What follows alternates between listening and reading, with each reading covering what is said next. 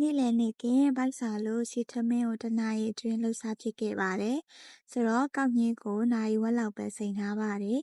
။စားနဲ့နှမ်းမဲလေးကိုလှော်ထားလိုက်ပါတယ်။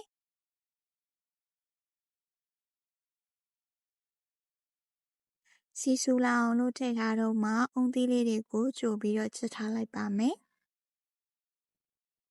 စီဆူလာပြီဆိုရင်တော့ကြက်သွန်နီလေးတွေကိုစပြီးစီတက်ပါမယ်။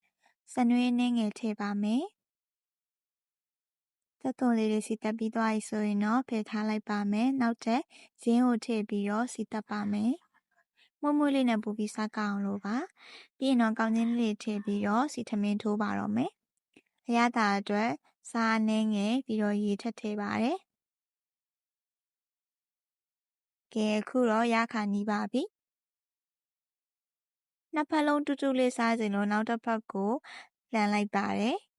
။ပြီးရင်တော့ပုံစံလေးကျသွားအောင်ပြန်ဖိပေးပါတယ်။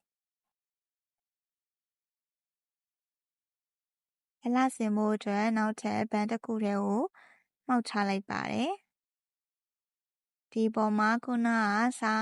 စားနဲ့နှမ်းမဲလေးလော်ထားတာရဲ့ကြက်သွန်ကြော်လေးအုံသီးလေးတွေထပ်ဖြူလိုက်မယ်ဆိုရင်တော့ပြည့်စုံသွားပါပြီ။ကဲခုဆိုရင်တော့နေ့လည်နေ့ကမြန်မာမုတ်စစ်ထမင်းကိုကိုယ်မှာပဲအလွယ်တကူအရသာရှိရှိတက်တက်ရှိရှိနဲ့လှုပ်ရှားလို့ရမှာပဲဖြစ်ပါတယ်။စားလိုက်ပါဦးမယ်ရှင်။